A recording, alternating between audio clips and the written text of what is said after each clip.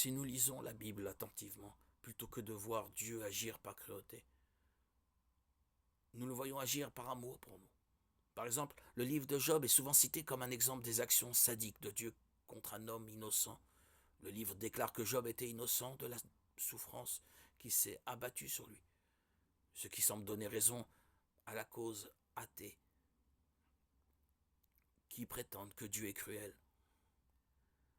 Mais prétendre que cela prouve que Dieu est sadique traduit une compréhension très superficielle du livre de Job.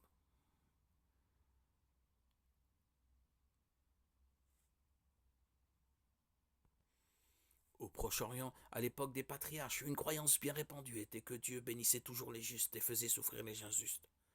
Le livre de Job est une polémique contre cette théologie et un recentrage du point de vue de l'homme sur la justice de Dieu. Nous devons bien comprendre que Dieu ne se limite pas à utiliser la souffrance comme moyen de rétribution.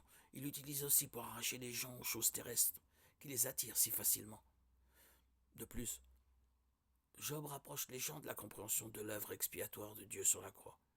Si l'humanité continue à penser que Dieu ne pouvait pas permettre à un homme innocent de souffrir, alors nous aurions manqué le plan de Dieu pour racheter le monde. Car Dieu a permis la souffrance d'un homme parfaitement innocent, Jésus-Christ, afin d'amener les siens au salut. Ainsi, le livre de Job finit par être une contribution inestimable à l'histoire de la rédemption. Le sceptique a beaucoup à prouver en affirmant que les actions de Dieu sont caractérisées par la cruauté. Dans le contexte, les passages bibliques qui semblent dépeindre Dieu comme cruel ne font en réalité rien de tel. En fait, avec une bonne compréhension des Écritures, nous voyons que les actions de Dieu sont toujours motivées par son caractère saint et parfait et sont en cohérence avec son amour infini, incommensurable, sa miséricorde et sa bonté sans fin.